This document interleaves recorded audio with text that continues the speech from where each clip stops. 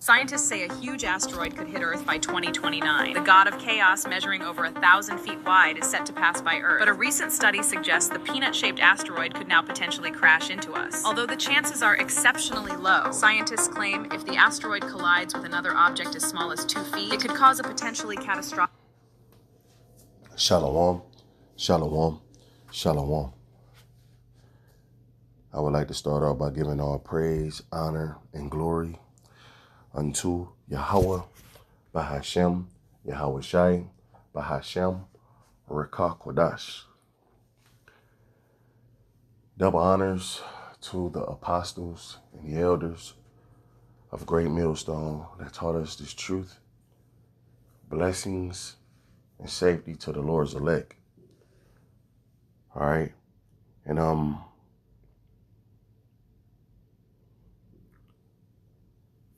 this is the proper meaning of the end of the world, man. And I think I spoke about it briefly in the lesson, okay? But I'm about to further explain it, what the end of the world is, okay?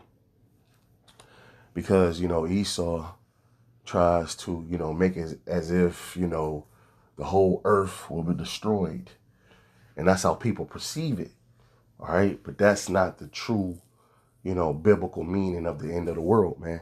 Now, when you see the end of the world, man, and you look at, the nuclear missiles and you see the nuclear fire, it looks as if the whole earth is going to be destroyed.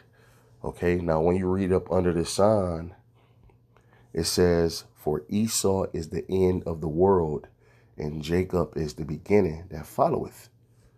That is the true meaning of the end of the world. Matter of fact, let's just get that scripture real quick.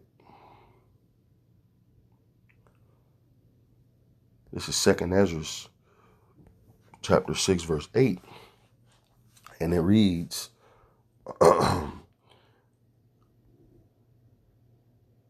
and he said unto me, from Abraham unto Isaac, when Jacob and Esau were born of him, Jacob's hand held first the heel of Esau, which that's a symbolic meaning of us pulling Esau out of power, which we're living in those times right now.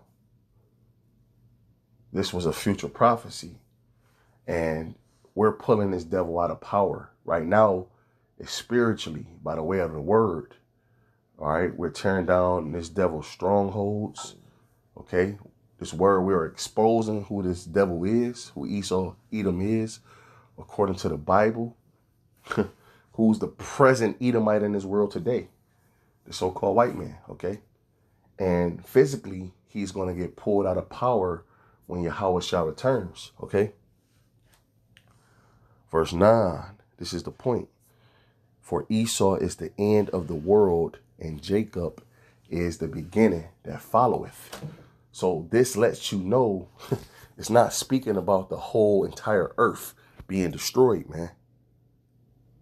Okay, this is speaking about, Esau himself, the end of that age, man. And matter of fact, we're going to go into the word world.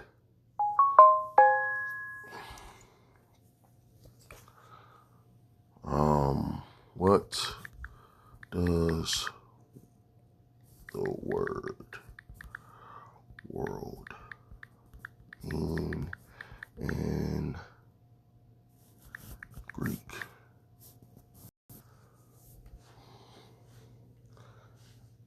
Now, the first is cosmos. Okay? The cosmos. It says the earth or universe, the people of the world. Okay? The people of the world. And this cosmos is actually speaking about Israel. And it's the spirit. It says, for God so loved the world. That Greek word used there is cosmos, which Israel is that cosmos.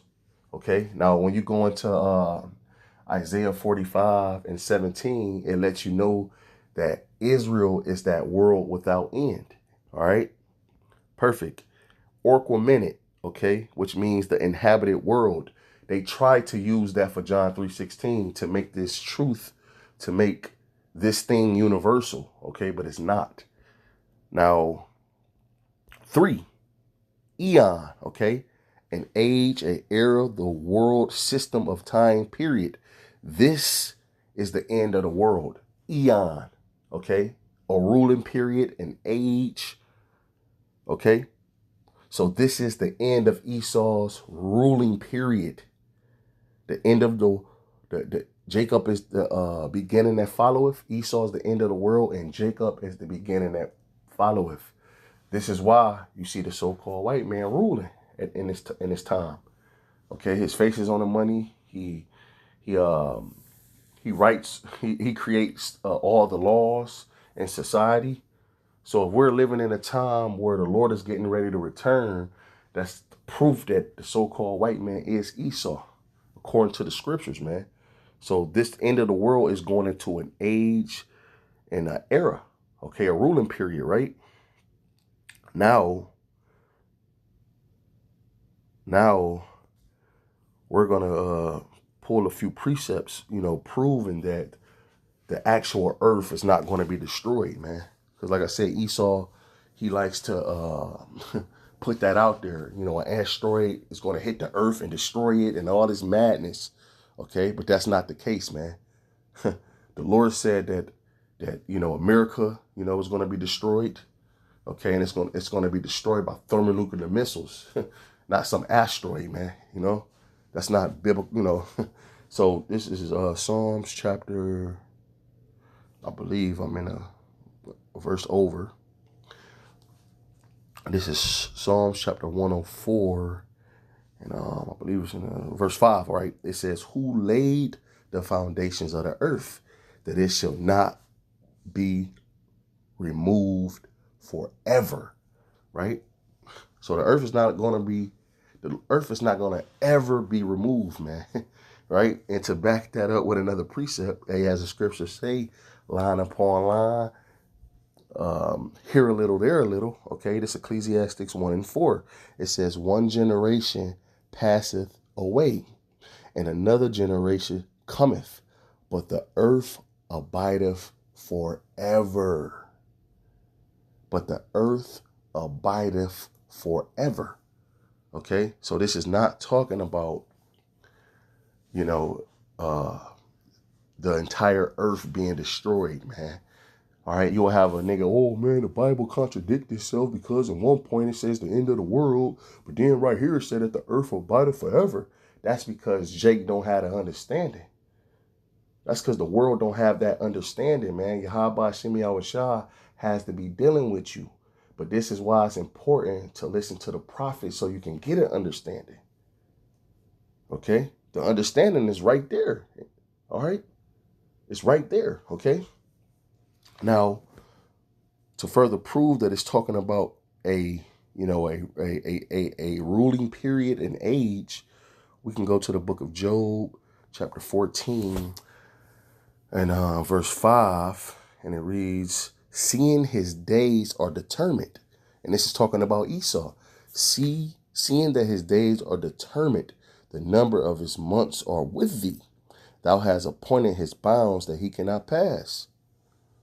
So this devil has, if the Lord say, look, you're going to rule for 251 years, then it's not going to exceed that 251 years.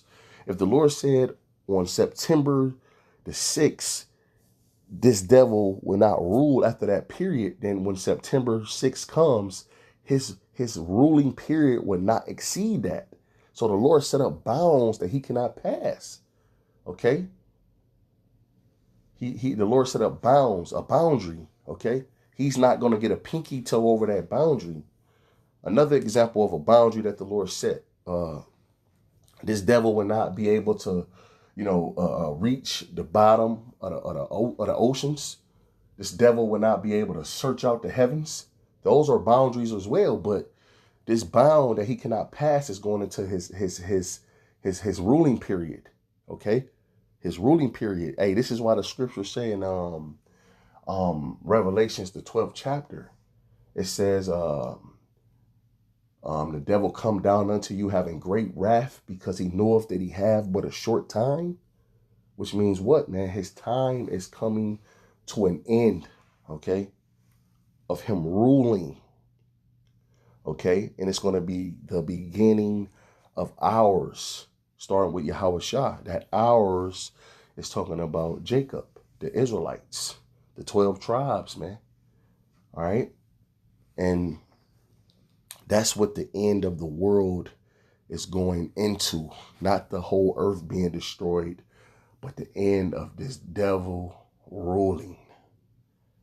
All right. So, hey, Lord willing, this was edifying. I would love to end giving all praise, honor, and glory unto Yahweh, Bahashem, Yahweh Shai, Bahashem, or Kwadash. Till next time, Shalom.